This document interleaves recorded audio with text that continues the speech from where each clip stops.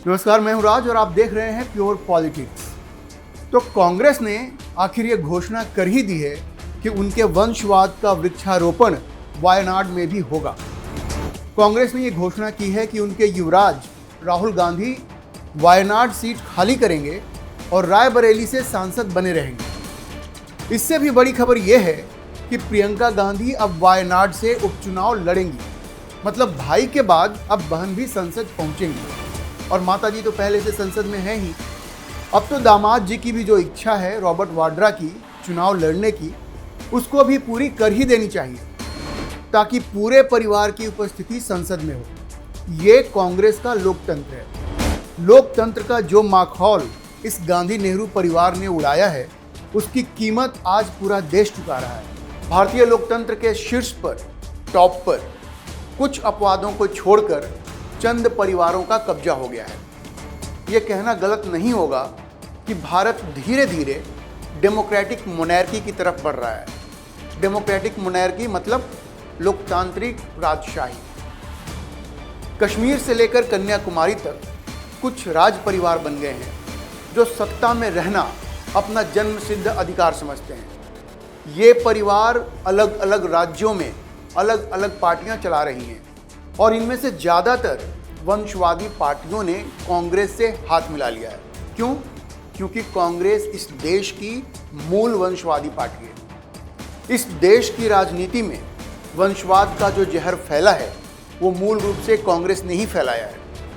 कांग्रेस की देखा देखी दूसरी सारी पार्टियों ने वंशवाद को आत्मसात कर लिया है। इन पार्टियों में एक ही परिवार है जो हमेशा संगठन और सत्ता के शीर्ष पर होता है। संगठन में उस परिवार का निर्णय फाइनल होता है, अंतिम होता है। और अगर मुख्यमंत्री या प्रधानमंत्री बनने की बात आती है तो बस उसी परिवार का मुखिया होगा। बाकी सारे लोगों का नंबर उस परिवार के बाद ही आएगा। और जनता ने भी इस मॉडल को स्वीकार कर लिया है और जनता की स्वीकार्यता इस डेमोक्रेटिक मोनैर्की को धीरे धीरे और भी मजबूत कर रही है। मजे की बात यह है कि ये सारी वंशवादी पार्टियां अपने आप को समाजवादी कहती हैं। इनकी नज़र में समाजवाद का मतलब सिर्फ परिवारवाद है। इन वंशवादी पार्टियों में से ज़्यादातर जाति आधारित पार्टियां हैं जो अपने आप को समाजवादी कहती हैं। लेकिन सच ये है कि इनका समाजवाद से दूर दूर तक कोई रिश्ता नहीं है। ऐशो आराम की ज़िंदगी जीने वाले इन परिवारवादी नेताओं में से ज़्यादातर के ऊपर भ्रष्टाचार के गंभीर आरोप हैं। कई लोग तो दोषी भी पाए गए हैं, सजा भी हो गई है और लालू यादव उसके एक उदाहरण हैं। अगर देखा जाए तो भारतीय राजनीति में परिवारवाद के अब कुछ ही अपवाद बचे हैं जिनमें भारतीय जनता पार्टी और कम्युनिस्ट पार्टियां प्रमुख हैं। भारतीय जनता पार्टी और कम्युनिस्ट पार्टियों में लाख कमियां हों, उनमें परिवारवाद नहीं है। इनमें ना तो पार्टी अध्यक्ष का पद किसी परिवार के लिए सुरक्षित है, ना ही मुख्यमंत्री या प्रधानमंत्री की कुर्सी। अब कुछ लोग ये कहते हैं कि भाजपा में भी तो परिवारवाद है। प्रधानमंत्री के शपथ ग्रहण के बाद राहुल गांधी ने एक ट्वीट किया था जिसमें ज्योतिरादित्य सिंधिया से लेकर धर्मेंद्र प्रधान, जितिन प्रसाद और ऐसे कई लोगों का उदाहरण देकर ये कहा था कि कांग्रेस पर परिवारवाद का आरोप लगाने वाली भाजपा खुद परिवारवाद की राजनीति कर रही है। लेकिन राहुल गांधी का ये आरोप गलत है और मैं आपको बताता हूं कि क्यों गलत है। परिवारवाद का असली मतलब क्या है? परिवारवाद का विरोध करने का मतलब ये नहीं है कि एक राजनेता का बेटा या बेटी राजनीति में नहीं आएगा, चुनाव नहीं लड़ेगा या मंत्री नहीं बनेगा। इसका मतलब सिर्फ ये है कि उनके लिए कोई पद, खासकर पार्टी और सत्ता का शीर्ष पद, सुरक्षित नहीं होना चाहिए। किसी को कुछ करने से रोकना वो उसके मौलिक अधिकारों का उल्लंघन हो जाएगा। किसी राजनेता के बेटे को आप ये नहीं कह सकते कि तुम राजनीति में नहीं आ सकते क्योंकि तुम्हारा बाप भी राजनीति में है। लेकिन उसके लिए पार्टी का सर्वोच्च पद या सत्ता का सर्वोच्च पद सुरक्षित कर देना, ये परिवारवाद है। अब अगर आप भाजपा की बात करते हैं तो उसमें भी राजनीतिक परिवार से आए हुए बहुत सारे लोग हैं, बहुत सारे हैं, लेकिन उनके लिए कोई भी पद सुरक्षित नहीं है। भारतीय जनता पार्टी में कोई भी पार्टी अध्यक्ष या प्रधानमंत्री या मुख्यमंत्री बन सकता है। शीर्ष के इन पदों पर किसी परिवार का कब्जा नहीं है। अलग अलग व्यक्ति अलग अलग प्रदेशों से अध्यक्ष बनते रहे हैं। इसलिए भाजपा को परिवारवादी पार्टी नहीं कहा जा सकता और यही बात कम्युनिस्ट पार्टियों के लिए भी लागू होती है। लेकिन क्या यही स्थिति दूसरी पार्टियों में है? आइए एक नज़र डालते हैं इन सारी पार्टियों पर। वैसे शुरुआत करते हैं कांग्रेस से। आपको पता है ये पार्टी नेहरू गांधी परिवार की पर्सनल प्रॉपर्टी बनकर रह गई है। पार्टी के शीर्ष पर एक परिवार है और बाकी एक लंबी फौज है जो उनके इशारों पर काम करती है, लेकिन उनको ये हक नहीं है कि वे कभी खुद शीर्ष पर बैठ सकें। कभी कभी दूसरे लोग भी शीर्ष पर आए, लेकिन वो परिस्थितियां अलग थी। नरसिम्हा राव, सीताराम केसरी, मनमोहन सिंह का केस भी है, लेकिन नरसिम्हा राव का केस अलग था, सीताराम केसरी का भी केस अलग था। और मनमोहन सिंह के बारे में जो संजय बारू ने किताब लिखा है कि मनमोहन सिंह प्रधानमंत्री तो बन गए, लेकिन असली शक्ति तो सोनिया गांधी के पास थी। जहां विंसेंट जॉर्ज सारी फाइलें वहां से लेकर मनमोहन सिंह के पास से लेकर के सोनिया गांधी के पास ले जाते थे और वहां फैसले हुआ करते थे। नरसिम्हा राव को भी प्रधानमंत्री तब बनाया गया जब राजीव गांधी की हत्या हो गई। और सीताराम केसरी 2 साल वो रहे कांग्रेस अध्यक्ष के पद पर, लेकिन उनके साथ क्या हाल किया गया, उनको कैसे कांग्रेस अध्यक्ष के पद से हटाया गया, ये बात सबको मालूम। अभी इस वक्त के जो अध्यक्ष हैं कांग्रेस के, मल्लिकार्जुन खड़गे, इनका भी सिलेक्शन कैसे हुआ, गांधी परिवार ने कैसे इनको शॉर्टलिस्ट किया और एक मैसेज भेजा सबको कि भाई यही अगले अध्यक्ष होंगे, तो सबको ये पता है कि मल्लिकार्जुन खड़गे भी वही करेंगे जो गांधी परिवार उनको करने के लिए कहेगा। अब ये तो बात हो गई कांग्रेस की। अब राज्यों की स्थिति भी देख लीजिए। खासकर ये जो क्षेत्रीय पार्टियां हैं वो मूल रूप से परिवारवादी पार्टियां ही हैं और सबों ने कांग्रेस को अपना आदर्श बना लिया है। वो सब कांग्रेस की वंशवादी राजनीति से ही प्रेरणा लेते हैं। अब आप कश्मीर में देखिए, वहाँ मुफ्ती फैमिली है, अब्दुल्ला परिवार है, उनका उस प्रदेश में ये 2 परिवार हैं, वही शासन करते रहे हैं।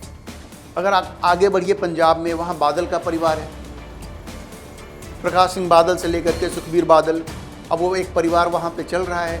हरियाणा में आप देख लीजिए, वहाँ चौटाला परिवार है, हुड्डा परिवार है। यही परिवार हैं जो वहाँ सत्ता के शीर्ष में है अपनी अपनी पार्टी। अगर दिल्ली की बात करें तो अब यहाँ एक केजरीवाल परिवार भी हो गया है। जब से अरविंद केजरीवाल जेल गए हैं, उनकी पत्नी सुनीता केजरीवाल वही एक्शन में है। सबको मालूम है कि वही नंबर 2 की पोजीशन पे है। तो ये भ्रष्टाचार के खिलाफ बात करने वाली आम आदमी पार्टी और अरविंद केजरीवाल, उन्होंने भी एक तरह से ये ऐलान कर दिया है कि नंबर 2 की पोजीशन उनकी पत्नी सुनीता केजरीवाल के पास ही होगा। उत्तर प्रदेश आइए, वहाँ मुलायम सिंह यादव का परिवार, अब तो मुलायम सिंह यादव का परिवार, अखिलेश यादव का परिवार, ये बात तो थी। अब बहुजन समाजवादी पार्टी में भी परिवारवाद आ गया है। आकाश आनंद उसके उदाहरण है। अब बिहार चलिए, बिहार में लालू यादव का परिवार सबको मालूम है। लालू यादव के बाद राबड़ी देवी, फिर तेजस्वी, तेज प्रताप, मीसा भारती, इस बार तो रोहिणी आचार्य भी चुनाव लड़ी। चलिए वो चुनाव हार गई, लेकिन फुल स्विंग में है परिवारवाद वहाँ पर। बंगाल में देखिए, वहाँ भी ममता बनर्जी, अभिषेक बनर्जी जो हैं उनको आगे बढ़ा रही हैं। मतलब वहाँ भी एक तरह से परिवारवाद आ चुका है। उड़ीसा का उदाहरण लीजिए, पटनायक परिवार, अब बीजू पटनायक के बाद वहाँ पे उनके सुपुत्र आए नवीन पटनायक, लेकिन चलिए अब तो वो हार गए हैं और शायद अभी कुछ समय में वहाँ से पटनायक परिवार खत्म हो जाए। लेकिन वहाँ भी एक लंबा दौर रहा, 24 साल तक नवीन पटनायक वहाँ के मुख्यमंत्री रहे, बीजू पटनायक के बेटे। कर्नाटक का उदाहरण देखिए, देवेगौड़ा, उसके बाद शिव कुमार, इन सबों का अपना अपना परिवार है वहाँ पे। तमिलनाडु में करुणानिधि का उदाहरण रहा, स्टालिन, अब स्टालिन के बाद उनके बेटे हैं, वो भी लाइन में लग गए हैं। मतलब करुणानिधि का परिवार वहाँ भी पूरी तरह से डीएमके की राजनीति के ऊपर हावी है। मतलब पूरे देश की राजनीति में कांग्रेस के साथ ये जो क्षेत्रीय पार्टियां हैं, उनमें पूरी तरह से एक ही परिवार का कब्जा है। वो कश्मीर से लेकर कन्याकुमारी तक, वो तमिलनाडु से लेकर के जम्मू कश्मीर तक, सब जगह एक ही राज परिवार है और बाकी कार्यकर्ता वहाँ प्रजा की भूमिका में है। और भारत में वंशवाद का ये जहर किसने फैलाया, इस पर सोचने की ज़रूरत है। वंशवाद का बीज अगर किसी ने भारत की राजनीति में डाला तो उनका नाम था मोतीलाल नेहरू। अगर इसे समझना है तो हमें 1929 के उस कांग्रेस अधिवेशन की ओर चलना पड़ेगा जिसमें मोतीलाल नेहरू के दबाव में महात्मा गांधी ने जवाहरलाल नेहरू को कांग्रेस अध्यक्ष बना दिया था। नेहरू ने 1928 में ही गांधी जी को एक पत्र लिखा और कहा कि अब वक्त आ गया है कि कांग्रेस का नेतृत्व युवा हाथों में सौंप दिया जाए। और कौन सा युवा? उनका अपना बेटा जवाहरलाल नेहरू। गांधी जी को लिखे पत्र में मोतीलाल नेहरू ने कहा कि वैसे तो सरदार पटेल उस वक्त के हीरो थे, क्योंकि वो बरदौली सत्याग्रह में एक हीरो बन के उभरे थे और उसमें उनका बहुत बड़ा योगदान था। लेकिन अगर वो ना बने, देखिए क्या लिखते हैं मोतीलाल नेहरू, लेकिन अगर वो नहीं बनते हैं तो जवाहरलाल को अध्यक्ष बना देना चाहिए, क्योंकि अब वक्त है युवा हाथों में नेतृत्व देने का। ये मोतीलाल नेहरू ने लिखा अपने पत्र में।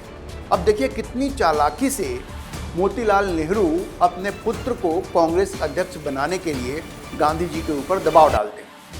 वैसे 1928 के कलकत्ता अधिवेशन में मोतीलाल नेहरू को ही अध्यक्ष बनाया जाता है, लेकिन 1929 के लाहौर अधिवेशन में बड़ी दिलचस्प बात होती है। दो लोगों के नाम का प्रस्ताव होता है, एक तो गांधी जी के नाम का खुद उनके नाम का प्रस्ताव होता है और दूसरे सरदार पटेल के नाम का प्रस्ताव होता है। अब गांधी जी क्या करते हैं, वो अपनी तरफ से जवाहरलाल नेहरू के नाम का प्रस्ताव करते हैं और जवाहरलाल नेहरू 40 साल की उम्र में कांग्रेस के अध्यक्ष बन जाते हैं, जबकि किसी ने उनके नाम का प्रस्ताव नहीं किया था। तो ये थी कांग्रेस में वंशवाद की शुरुआत, जहां मोतीलाल नेहरू के कहने पर या यूं कहें कि उनके दबाव में गांधी जी ने जवाहरलाल नेहरू को कांग्रेस का अध्यक्ष बना दिया।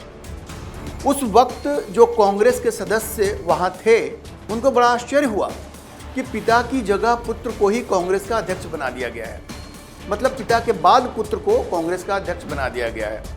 कुछ लोगों को इस बात का भी अफसोस हुआ कि सरदार पटेल के साथ बहुत बड़ी नाइंसाफी हो गई।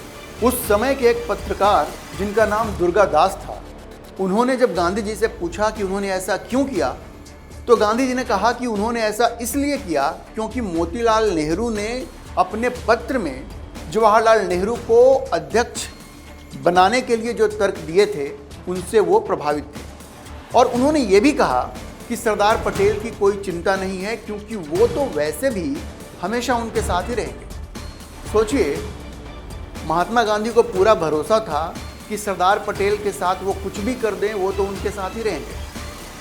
अब सरदार पटेल के मन में गांधी के लिए जो श्रद्धा थी, उसका गांधी जी ने क्या सिला दिया, क्या बदला दिया, ये आप समझ सकते हैं। तो हम ये कह सकते हैं कि मोतीलाल नेहरू ने कांग्रेस में नेहरू वंश की नींव डाली और उसमें गांधी जी की बहुत बड़ी भूमिका थी। अब गांधी जी का नेहरू प्रेम उस वक्त भी दिखा जब उन्होंने 1946 में जवाहरलाल नेहरू को देश का प्रथम प्रधानमंत्री चुनवा दिया, बावजूद इसके कि किसी एक कांग्रेस इकाई ने भी उनके नाम का प्रस्ताव नहीं किया था। 15 कांग्रेस इकाइयों में से 12 ने सरदार पटेल के नाम का प्रस्ताव किया था, जबकि किसी एक ने भी नेहरू के नाम का प्रस्ताव नहीं किया था। फिर भी गांधी ने सबकी राय को नज़रअंदाज करके सरदार पटेल को अपना नाम वापस लेने के लिए कह दिया और नेहरू को प्रथम प्रधानमंत्री बनवा दिया। इस तरह से गांधी जी ने आज़ाद भारत में भी वंशवाद को जारी रखने में एक अहम भूमिका निभाई। जिस तरह से मोतीलाल नेहरू ने जवाहरलाल नेहरू को अपने जीवन काल में ही कांग्रेस अध्यक्ष बनवा दिया, उसी तरह से जवाहरलाल नेहरू ने भी अपने जीवन काल में अपनी बेटी इंदिरा गांधी को 1959 में कांग्रेस का अध्यक्ष बनवा दिया और वंशवाद की इस कड़ी को आगे बढ़ाया। जब कुछ कांग्रेसियों ने इस पर ऐतराज जताया तो जवाहरलाल नेहरू ने इंदिरा का समर्थन करते हुए कहा कि उनका अध्यक्ष पद पर चुनाव ये ब्रीथ ऑफ फ्रेश एयर के जैसा था, मतलब ताज़ी हवा के झोंके जैसा था। सोचिए किस तरह से खुल करके जवाहरलाल नेहरू ने वंशवाद का समर्थन किया, अपने जीवन काल में अपनी पुत्री को ही कांग्रेस अध्यक्ष बनवा दिया और तब से यह परंपरा चली आ रही है। 1964 में जवाहरलाल नेहरू की मृत्यु हो गई और लाल बहादुर शास्त्री प्रधानमंत्री बने। 1966 में लाल बहादुर शास्त्री की मृत्यु के बाद इंदिरा गांधी प्रधानमंत्री बनी और 1977 तक उस पद पर रही। बीच में पार्टी के अंदर काफ़ी खींचतान चली, किसका वर्चस्व होगा इसकी लड़ाई हुई। 1978 में इंदिरा गांधी कांग्रेस अध्यक्ष पद पर एक बार फिर से विराजमान हुई और 1984 तक वह प्रधानमंत्री और कांग्रेस अध्यक्ष दोनों पदों पर बनी रही। उनकी हत्या के बाद राजीव गांधी प्रधानमंत्री और कांग्रेस अध्यक्ष दोनों पदों पर विराजमान हुए। 1991 में जब उनकी हत्या हो गई तो नरसिम्हा राव भी प्रधानमंत्री बने, कांग्रेस अध्यक्ष बने। क्योंकि गांधी परिवार का कोई भी सदस्य प्रधानमंत्री बनने के लिए उस वक्त तैयार नहीं था। नरसिम्हा राव के बाद सीताराम केसरी अध्यक्ष बनते हैं, क्योंकि उस वक्त तक भी कोई गांधी परिवार का कोई व्यक्ति उस दायित्व के लिए तैयार नहीं था। राजीव गांधी के बच्चे छोटे थे और सोनिया गांधी डरी सहमी थी। 1998 में जब सोनिया गांधी अध्यक्ष पद के लिए तैयार हो गई तो उस वक्त के कांग्रेस अध्यक्ष सीताराम केसरी, जो गांधी परिवार के अनन्य भक्त थे, उनको बेइज्जत करके अध्यक्ष पद से हटा दिया गया। उनकी धोती तक फाड़ दी गई। वो तो एक अलग ही किस्सा है। जो उस वक्त जिस तरह से सारा घटनाक्रम हुआ वो अपने आप में काफ़ी शर्मनाक था। 1998 से 2017 तक लगातार सोनिया गांधी अध्यक्ष के पद पर रहती हैं। 2017 में उनके सुपुत्र राहुल गांधी अध्यक्ष बनते हैं, लेकिन वो तो बैकसीट ड्राइविंग पसंद करते हैं, पावर विदाउट अकाउंटेबिलिटी। वो नहीं चाहते कि वो चुनाव हार भी जाएं तो कोई उनकी तरफ उंगली उठाए। अब नरेंद्र मोदी के हाथों लोकसभा में मिली 2 बार की लगातार हार से विचलित राहुल गांधी अध्यक्ष पद छोड़ देते हैं और माताजी सोनिया गांधी अब अंतरिम अध्यक्ष बन जाती हैं। 2022 तक सोनिया गांधी ही अंतरिम अध्यक्ष रहती हैं। वंशवाद के अपराध बोध से ग्रसित राहुल गांधी फिर यह फैसला करते हैं कि नेहरू गांधी परिवार से बाहर के किसी व्यक्ति को अध्यक्ष बनाया जाए, ताकि अगर हार का ठीकरा भी किसी पे फोड़ना हो तो कोई उनके पास न पहुंच जाए, उनके सर पे ना आए। अब दिखावा यह किया जाता है कि अध्यक्ष पद के लिए निष्पक्ष चुनाव होंगे, मगर नेहरू गांधी परिवार यह फैसला कर लेता है कि अगला अध्यक्ष उनकी पसंद का ही होगा, जो परिवार के प्रति वफादार होगा। जैसे ही ये बात फैलती है कांग्रेस के अंदर कि मल्लिकार्जुन खड़गे परिवार की पसंद हैं, तो बाकी सब लोग जो चुनाव लड़ने की सोच रहे थे, उनमें दिग्विजय सिंह भी थे, वे सब पीछे हट जाते हैं, सिर्फ शशि थरूर को छोड़कर। अब परिवार की पसंद के आगे थरूर साहब टिक नहीं पाते और खड़गे साहब कांग्रेस के नए अध्यक्ष बन जाते हैं। लेकिन खड़गे साहब भले ही अध्यक्ष के पद पर हैं, लेकिन जो उनको देख रहे हैं उन्हें ये बात मालूम है, दिख रहा है कि सारे फैसले आज भी गांधी नेहरू परिवार ही लेता है। परिवार जब चाहेगा खड़गे को रास्ता दिखा दिया जाएगा, और अगर वे नहीं माने तो इस बात से इनकार नहीं किया जा सकता कि उनके साथ भी वही हो सकता है जो सीताराम केसरी के साथ हुआ। तो मोतीलाल नेहरू ने वंशवाद का जो पौधा भारतीय राजनीति में बोया था, आज वो बड़ा वृक्ष बन गया है और 1-2 पार्टियों को छोड़कर भारत की सारी पार्टियां उसी वृक्ष के नीचे आसन जमाकर सत्ता सुख पाने का प्रयास कर रही हैं और उन्हें सफलता भी मिली है, पहले भी मिली है, अभी भी मिल रही है। सबसे ज़्यादा आश्चर्य तो उन क्षेत्रीय पार्टियों पर है जिन्होंने एक जमाने में कांग्रेस के वंशवाद का विरोध किया था, लेकिन आगे चलकर वे खुद इस वंशवाद के ध्वजवाहक बन गए।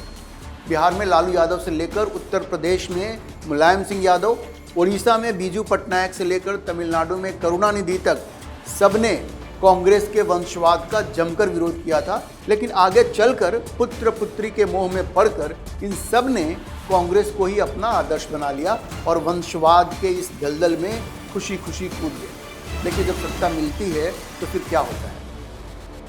भारत की राजनीति को वंशवाद का यह दिमक धीरे धीरे खाता जा रहा है, कमजोर करता जा रहा है। लोकतंत्र के लिए बिल्कुल अच्छी बात नहीं है। कांग्रेस तो कांग्रेस, जो समाजवादी थे वो भी आज अव्वल दर्जे के परिवारवादी बन गए हैं। परिवार के आगे वो सोच ही नहीं पा रहे हैं। वक्त आ गया है कि भारत की जनता इन परिवारवादी पार्टियों को ये खुलकर कह दे कि ये परिवारवाद, डेमोक्रेटिक मोनार्की, लोकतांत्रिक राजशाही अब खत्म होनी चाहिए और उत्तराधिकारी का चयन मेरिट पर होना चाहिए, न कि बाप या माँ के नाम पर। ये सवाल उठाए जाने चाहिए कि लालू यादव के बाद उनकी पत्नी ही मुख्यमंत्री क्यों होंगी। और राबड़ी देवी के बाद उनका बेटा ही मुख्यमंत्री पद का दावेदार क्यों होगा? मुलायम सिंह यादव के बाद अखिलेश यादव ही मुख्यमंत्री क्यों होंगे? करुणानिधि के बाद स्टालिन ही क्यों होंगे? देवगौड़ा के बाद कुमारस्वामी ही क्यों होंगे? ऐसे बहुत सारे उदाहरण हैं। अगर इस प्रवृत्ति पर रोक लगानी है तो भारत की जनता को अब ये सवाल इन राजनीतिक पार्टियों से पूछना ही पड़ेगा और कोई विकल्प नहीं। आज के लिए इतना ही। अगर आपको ये वीडियो पसंद आया हो तो इसे लाइक करें, शेयर करें और चैनल को सब्सक्राइब करना ना भूलें।